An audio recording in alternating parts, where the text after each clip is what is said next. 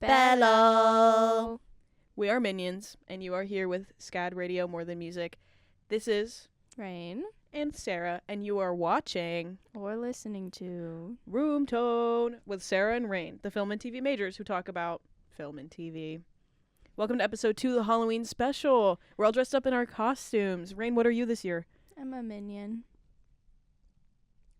But I'm a minion. You copied me. I didn't. I already had all this stuff. You know I wear these all the time.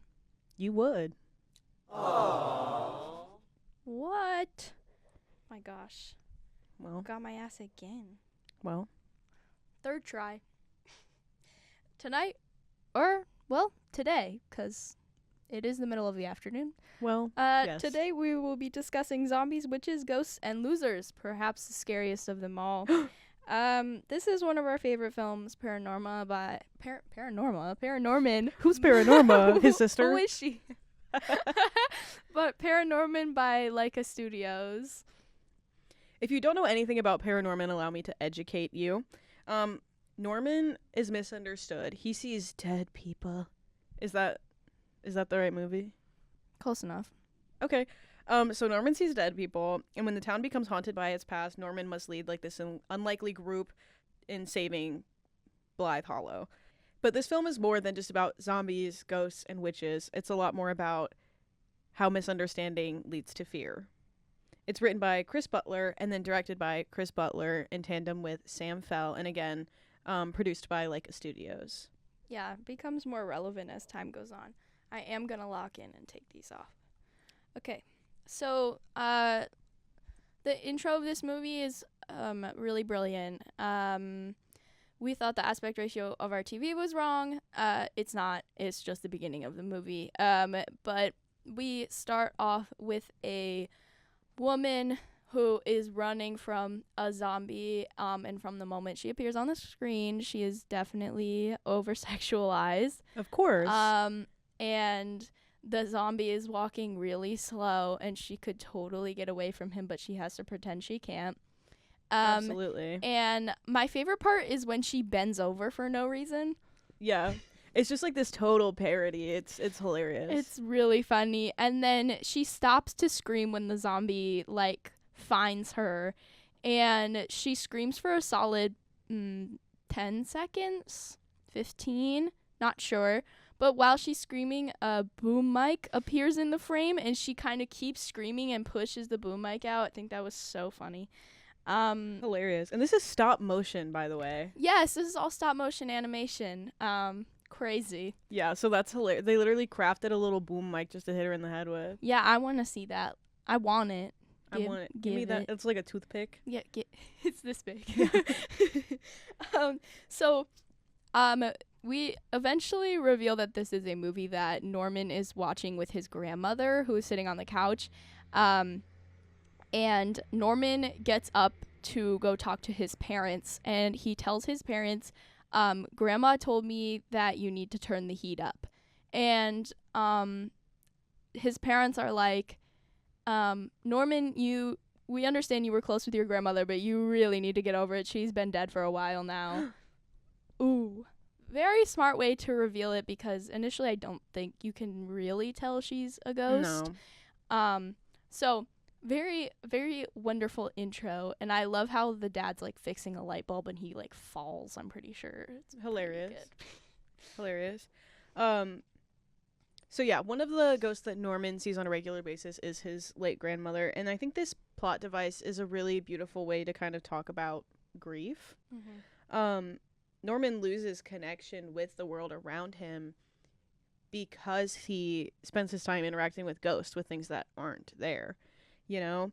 And then when it comes to grief, though, it's one of those things where, you can't make it out of that kind of hole alone. And so Right. he's actively, isolating himself in the midst of this. And, the only person who would probably help him and understand him grieve through losing his grandmother is his grandmother, which is pretty ironic. So, well, yeah, and I mean, in the end of the film, when Norman saves the day, obviously, because he's the main character, he is able to offer our antagonist, Aggie, this true empathy and compassion, and like this alone is enough to like help her cross over and like stop the curse that's plaguing the town, and like that's all she needed, and like he's the only one able to provide that to her.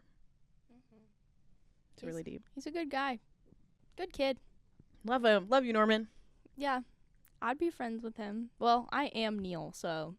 Oh, we'll get to Neil. We'll get to Neil. Don't fret. So the town of Blythe Hollow is set in Massachusetts, which historically has taken part in the witch trials. We all know of the atrocities that were the actual, witch trials that took part in Massachusetts, like namely like Salem,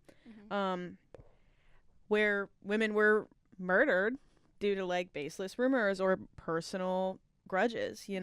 They challenged social norms, so they had to die. Absolutely. And in Blythe Hollow, 1712, one Aggie Prendergast was accused of witchcraft and killed. She vowed to haunt the town until the scales of justice were balanced.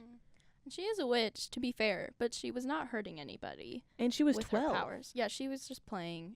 And that's kind of the devastating part, I think. And it doesn't really hit home, I think, until the end. But they definitely get there pretty quickly, where you realize it's a little girl, and because Agatha does not sound like a little girl. No. So you assume that she's like this old lady witch, which they quickly reveal that is not the case. Which I think is very smart. To not, like keep that hidden Yeah. It's very smart to not keep that hidden. LOL. LOL. LMFAO. What are other names that like babies shouldn't have? Like Deborah. That was quick. I had that one ready to go. I'm like Bob. My grandfather's name, it could never be the name of a child. Okay. Ivor. Is he from like medieval Romania? Low key, I think so. Or his family. I'm not really sure. Yes, your grandpa Ivor is from medieval Romania. Hey, listen, if my mom is watching, you can comment, clear things up, okay? Yeah, let us know in the comments, Raine's mom. Where that name came from, because I have no idea. Crazy name. Yes, thank you so much. Baby Ivor. It's kind of cute the more we keep talking about it. It gives like Igor. Yeah. Yeah. Well, but Blythe Hollow it reminds me very much of Salem as someone who has been to a tourist town in off season. It's very sad and empty, and the people who do live there on a regular can be that's not always the case, but kind of close-minded because it's such a small town. And they commercialize the hell out of it.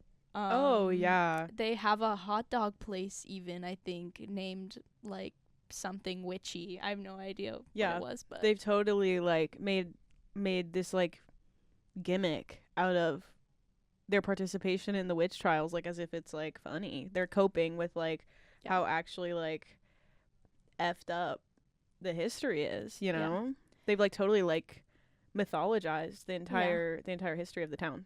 Yep. Wild. But back to our plot. Norman wakes up in the movie to his alarm, which is the sound of zombies. Crazy pick. Yeah, imagine waking up to that. You don't want that. Unless you do. Clip that. Keep it. Fair enough. Yeah, that'll be 99 cents into my Venmo, please, if you want that as your alarm. What's your alarm? What's your Apple alarm sound, Raine? Rise. Will you? I don't know that one. Will you give me a demonstration? Do not play it. You're going to trigger somebody. I was gonna. Just do it with your mouth. Wait. Here. Just hum it. Yeah, slow rise. Wait. Come here. Oh, I hate that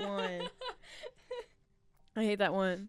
Mine is Daybreak. Mine is Daybreak for some of my alarms. It just depends on the alarm. I love Daybreak. Okay, for a while after I updated my iPhone, it wouldn't play my alarm sound. It was only buzzing.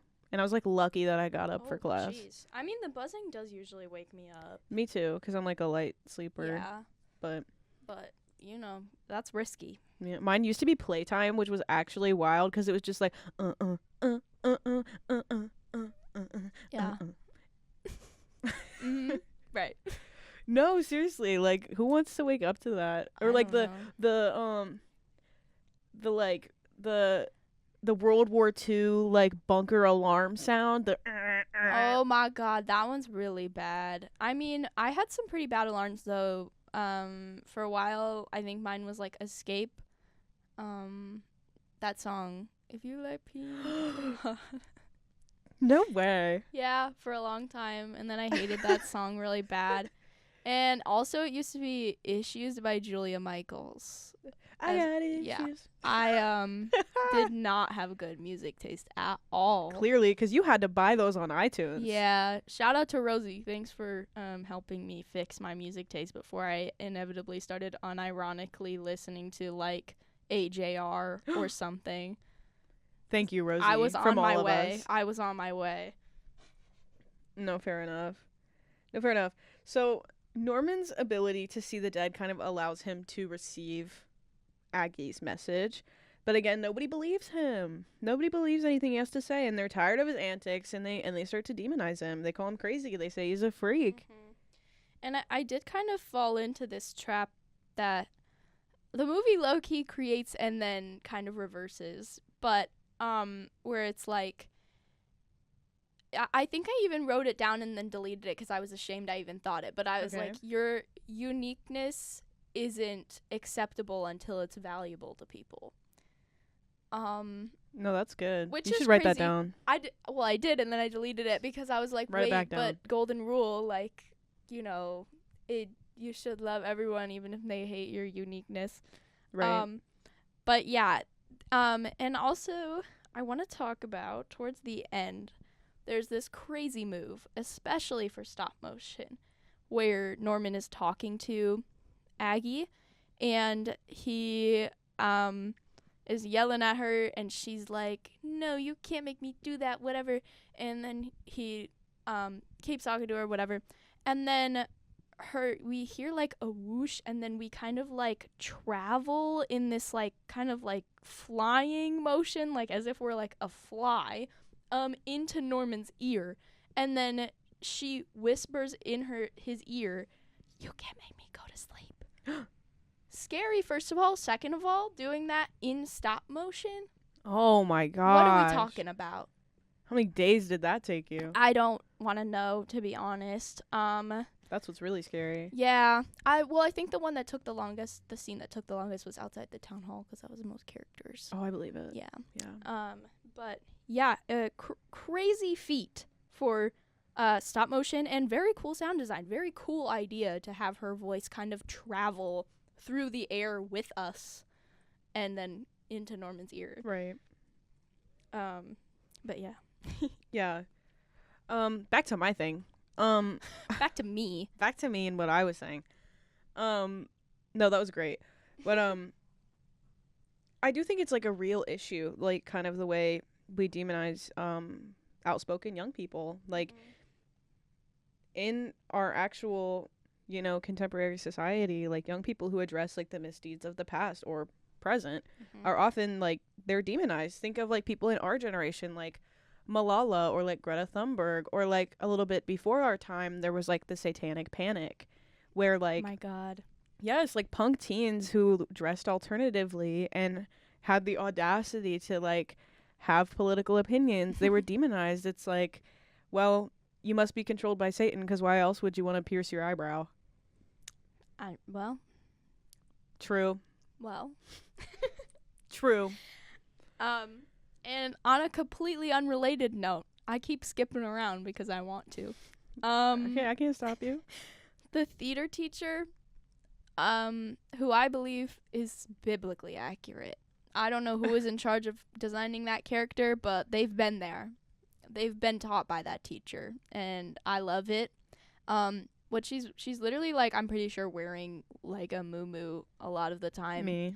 And she has a wrist brace, which is very specific, but it just makes sense. I get it. And she's always wearing a beret. Me. And she has some banger lines. Oh my gosh, yes. One of my favorites of the film, maybe not my favorite though, But from the theater teacher, she goes, "You stink of illiteracy," and I'm going to start using that. She was so good. Oh, she's hilarious. Yeah. Yeah. On the topic of like, you know, like the rest of our ensemble of characters, Norman's older sister, Courtney, she finds him very embarrassing. You know, and like to me, this is classic older sister behavior, and I just wonder if you have a take on that because you are an older sister. Yeah. I think if I was put in this particular situation and I had a younger brother in particular, and I was in this town that's kind of super close-minded, I would be a little embarrassed because I wouldn't be able to escape what people were saying about him, and I'm associated with him. However, she is an older sister also in the sense that she stepped up to protect Norman when it really, really mattered. Like when he was literally about to be attacked by a mob, she was the first one who stepped in front of him. And I think that was like a really important turning point for her character when you kind of realize there's more to her, because for a lot of the movie she's just kind of like a little ditzy and very boy obsessed. And you know, she's blonde and she has like a full face on, and she's you know, it's very, she's serving, okay? But don't get me wrong, I love her, but that turning point is very important to the movie and kind of like this found family kind of situation, and like just kind of coming to an understanding about her brother. It was beautiful. That's great. I'm glad I asked. Neil is also one of my favorite characters. I am Neil. He literally got run over by an animal rescue van. No, that was his dog. His dog got ran over by a animal rescue van. I thought he got ran over by an animal rescue van. No, that was the irony, is the dog got ran over by an animal rescue van. That makes more sense. He would have died. But I feel like it's really funny. Well, that was the whole point. He like asked Norman if Norman could see his dog, and Norman said, "Yeah." And the dog was in like 2 pieces. Yeah. But that was so funny. There was just like a level of humor in here that, like, dare I say, is not really something I would understand as a kid at all. Maybe a little, but not at this level. It's just like the irony is like something that I feel like you have to have a certain level of developed brain to understand, and there's a lot of it in this movie. No, absolutely. Neil delivers some of my favorite lines as well, and I'm trying to find them verbatim, so that I can like really sell it. My boob. Oh, ouch, my boob. Right after he insists that he does not have boobs but pectorals. And then he gets punched in the boob and he says, "Ow, my boob." He's literally me. Where are my notes, dude? I don't know. Oh You gotta find them, girl. But that brings us to Neil's older brother. Oh, Mitch. Oh, my Mitch. Mitch is regarded as the first openly gay character in family-friendly animation. And I think that that's, like, super cool because it kind of adds to that same theme of, like, subverting people's expectations. But it's also this incredibly hilarious punchline when we find out. Absolutely, yeah. I mean, do you Oh, tell him. Okay, so I love the reveal, especially. I love a subtle coming out a lot where it's just not a big deal. And so Courtney asks Mitch because she's like swooning over him the entire time. Oh, well, yes. She's like, "We should go see a movie sometime." And he goes, "Oh yeah, you're going to love my boyfriend. He's a total chick flick nut." Total chick flick nut. Total chick flick nut. Boyfriend reveal, please. Please, like, I'm sure there's fan art. There is. No, absolutely. I didn't Google it, but I'll get there. No, but I love Mitch and his tiny waist. So small. I love him. Where are his organs? They're all up here. Yeah, probably. In crazy. His boobs. In his boobs. Yeah. Alvin is so funny to me. I'm sorry, Alvin is Norman's school bully. So, I mean, he's a little bit controversial. Yeah. For a couple of reasons, but Alvin is so effing funny to me. Voiced by McLovin. I should say his real name, but y'all are gonna know exactly who I'm talking about. If I said his real name, you wouldn't even know who I was talking about, What? would you? Tell me, cause I feel like I know it. I don't know. Hypocrite. Sometimes I do. No, I wasn't talking about you. I was talking about the masses as a whole. Let's Google it. There's also, I feel like low key this is kind of stacked. No. Oh, this is a stacked cast. Christopher Mintz-Plasse. Okay, no, I didn't know that at Place. all. My apologies, Christopher. I'm sorry, buddy. May I call you Chris? I know that used to like piss him off that everybody just thought that he was called, like his name was McLovin. Everyone would call him McLovin. Yeah. Well. And now I think he's embraced it because I mean it's obviously like his most recognizable role. JT Wood have told me that. So if that's not true, talk to him about it. Yeah. I don't know. Find him. Go. Well, I can't don't go support that.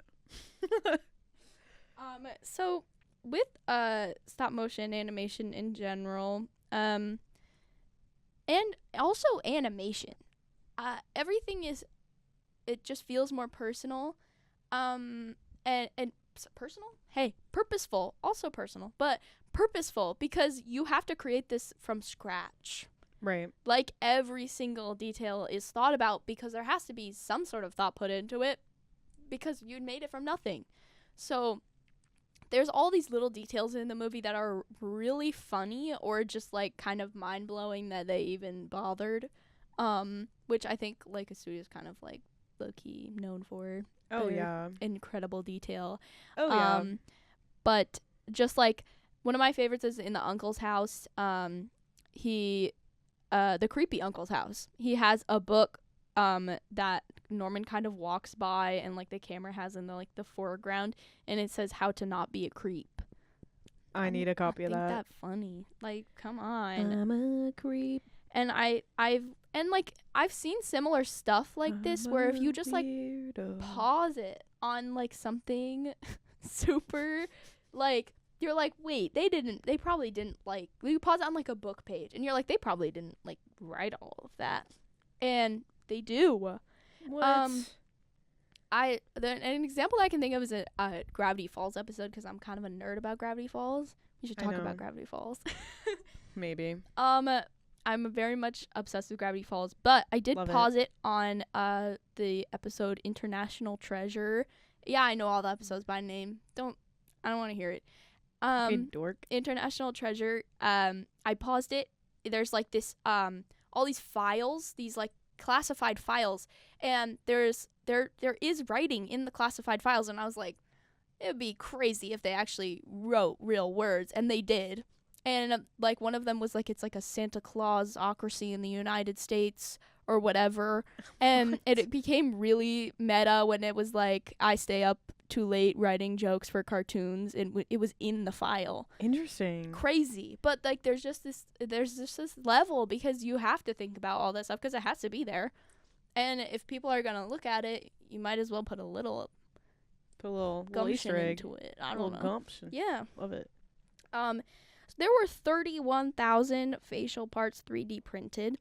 Oh my gosh. And this was one of the first stop motion movies to use 3D printing as like a like an alternative to clay. Yes.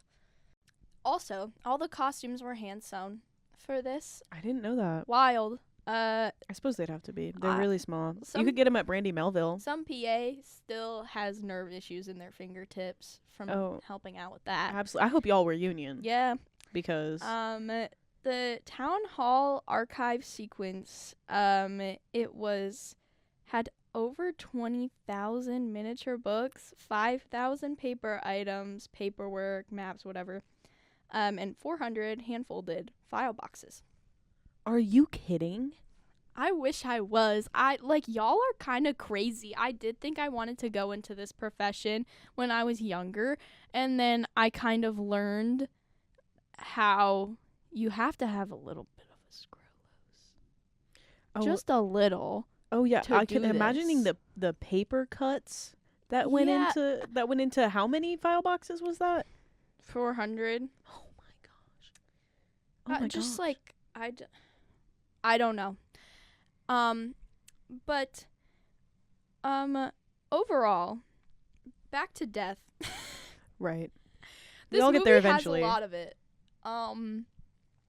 And I think that it's not as heavy as it normally would be in a movie. It is a kids movie, so you do have to make it a little lighthearted, obviously. Of course, digestible. But it definitely was kind of more of this whimsical thing than this sad thing that happened to people. yeah.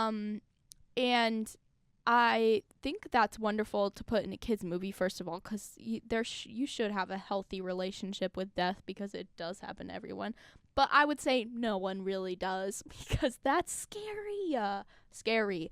But Yeah. this movie does kind of make you feel a little better. You can't even really help it. It just like, it's kind of like something that seems almost like no big deal.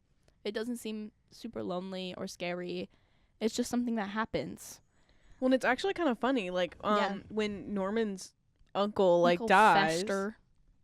That's not his name. I'm pretty sure it is. No. It's That is from the Addams Family. no. Are you googling that? Are you googling that on your iPhone? He has some weirdo name. Uncle from ParaNorman. George Prendergast. Uncle Prendergast. Uncle Prendergast. Okay, so I was right, and I actually I always- know everything I always ever. thought, okay, well, I always thought it was like a freako name. I don't know. You thought it was Uncle Fester. Maybe Lester was a better. I think maybe I thought it was that. But why doesn't he have a creepo name? Anyways, he did die in a funny way. Where his soul leaves his body, and then it goes back into his body, and then he goes, I'm not done yet. And then he falls over again, and his soul leaves his body. He's like, oh, damn it. Forever. And he's like, now I have to go finish this as a ghost. Jeez. He has to go pass on his duty to Norman so he can move on. And he does, selfishly, I might add. Expand on that.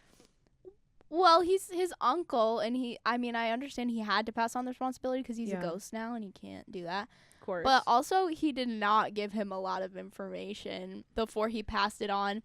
And That's true. I know they didn't know each other, so maybe he just did not. Well, everyone give thought a he was gaff. crazy. He was totally outcast by like his family and by Yeah. society because Well, so was Norman. Exactly. So, I don't know. But he passed it on to Norman with very minimal information. I just felt like it was kind of an asshole move, but maybe that's like... I just don't know what else like he would have done because he was taking care of it himself. Give as him long a as he little could. more detail about what he has to do. He didn't even tell him where to go to read the bedtime story that he gave him. You know what I mean? I suppose you're right, but it's hard for me to say that about you. He could have given a little more help. Well, all right.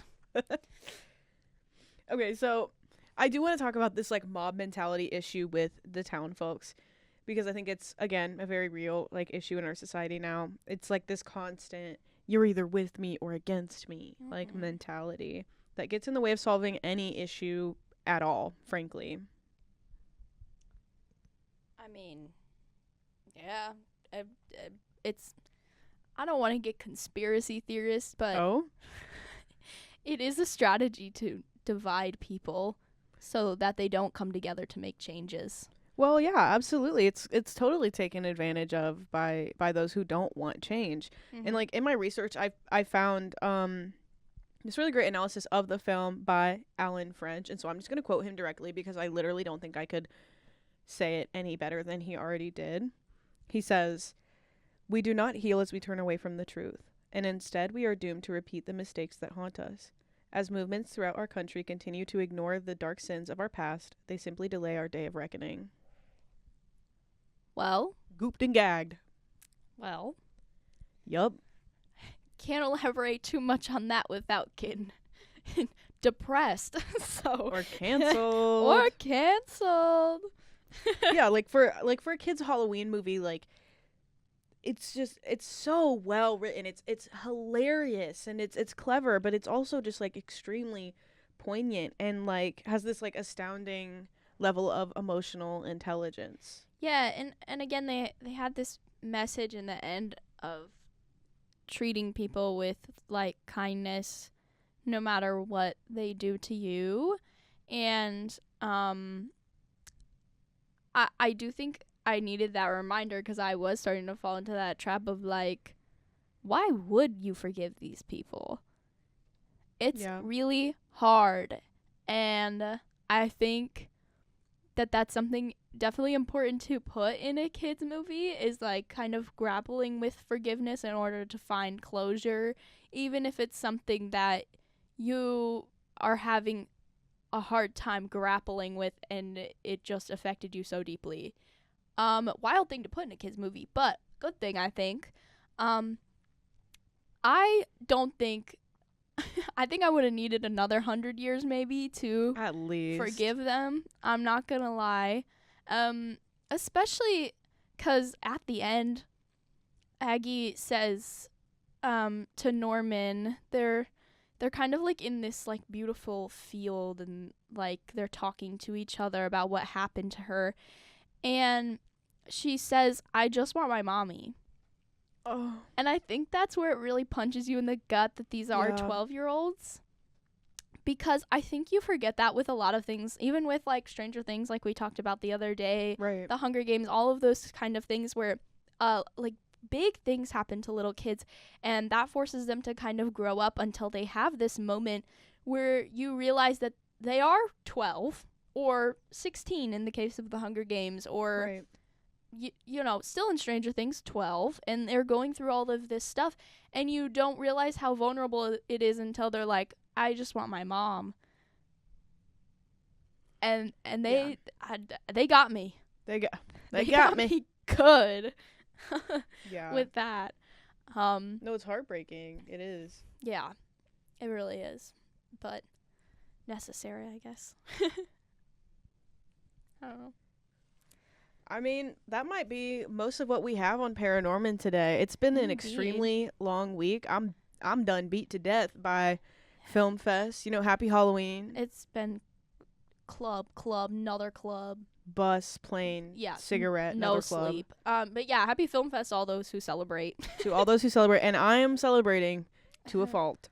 Celebrating feels like the wrong word, but yeah. We can briefly touch on the movies we've seen. We will just say them and maybe one comment about them because we're gonna do a whole episode on everything we saw in Film Fest. And I'm probably gonna talk about Hamnet for way too long. But I started off my weekend by seeing No Other Choice. Sarah couldn't make it to that, sadly, so I will be talking about it solo. But I thought it was wonderful, really well done, some really creative cinematography happening. And then we saw One Battle After Another. So good. Glad I waited till Film Fest. Shout out DW. Shout out DW. He did great. He did did so good. I loved seeing him on the big screen. It was really cool. It was like good for him. And really long movie. A lot of people said it didn't feel like it, but I did feel it, but not in a bad way. I didn't think it felt that long. I was like, has it been 2 hours? And then it had been 3. A lot was happening. So it wasn't like they lost my attention. It was just long, like in a way where I kind of felt it. But it wasn't in a bad way. It was just kind of like, I know a lot of time is passing. That's fair. And then Monday we were supposed to see If I Had Legs, I'd Kick You, and we unfortunately didn't make it to that one. If anybody saw it, let us know how it was. Please. On Tuesday we had quite the day. We had Hamnet. Was that Tuesday? Yeah, we had Hamnet, and then immediately is this thing on. And earlier in the week, I actually also saw Arco, which was amazing. It was so good. If you get the chance to watch that movie, especially in theaters, this was its like southeastern premiere in the United States. So I don't believe that it's out yet, but once it is, like, you will not regret buying a ticket to that film. Same thing with Hamnet. That movie changed my life. I'd give it 6 stars if I could. I can't say much, but I walked out of that theater still crying. Yeah. No, absolutely. And I think everybody else did too. But everyone in that theater had to go straight to, is this thing on? I swear. I feel really bad because the costume designer was there, I believe. Oh, I know. And I the was like, costumes were I'm great. so sorry. I do really want to see Will Arnett. You don't understand how much I love the Lego Batman. Right. And I did get a clip of him using the Lego Batman voice. I have that on my phone forever now. Love it. I'm so happy about it. Yeah, and like they did the pre-show podcast with Josh Horowitz. Yes. We'll talk more about that. And I got scared because Josh Horowitz was like, "You guys are gonna get a sneak peek of is this thing on?" And I was like, "Did I pay $12 to see like 10 minutes of a movie?" No, girl. But no, we saw the whole movie. I just got nervous because he said sneak peek, and that was me thinking like, last year they did like a Wicked sneak peek, I think, or something. I don't know. I didn't go. I didn't either. I've never seen Wicked, but don't shoot me. But it was a sneak peek. I'm not gonna shoot you. I think that movie was really good, just not for me. I'm sure it was really good. Not for me. Objectively very good. Not my cup of tea. Yeah. But very good. Everyone got chills in the end, no matter who you are. Yeah. Okay. Last night I went to Brendan Fraser. I know you're watching, so I have something to say. I waited at your red carpet for your signature, and then you skipped me and you didn't sign my thing, and that was gonna be my mom's Christmas present, and now my mom doesn't have a Christmas present because Brendan Fraser, you skipped me, and I know you're watching this. She'll forgive you eventually. Maybe. I really loved you in The Mummy. That's never gonna change. Well, but Brendan Fraser, I'm mad at you. I'm mad at you, sir. Okay, anywho. We were supposed to see The Smashing Machine last night, but we were both so tired. We just wanted to go to bed early. We're excited to watch it when it comes out on streaming. Let's just say this is not the first time we've worn Minion costumes in this room trying to record this episode. Yeah. Sorry. It's sad but true. It was a lot. It was a lot. It's been a lot this week. No Dwayne "The Rock" Johnson. Yeah. So, today we're supposed to see the Jeff Buckley documentary, which I'm really excited about. Yeah. Friday is I Love LA and Twinless. No, Twinless? Twinless is tomorrow. Yes, Twinless is tomorrow. I Love LA and Dairy HBO Spotlight is tomorrow. Mm-hmm. And then do we have anything on Saturday? I don't think so. I don't have anything in my calendar. We're going to go over Film Fest next week, so definitely tune in for that. But you're getting the budget version because we could only get like 6 tickets because we're poor. So, well, and also we didn't end up going to 2, so which sucks, but wasn't entirely my fault. One of them wasn't our fault, but it's okay. But it's all right. Anywho, I'm learning forgiveness. I guess that's it for today. All right. So, with that, thanks for watching. Or listening. This was Room Tone with Raine and Sarah on SCAD Radio.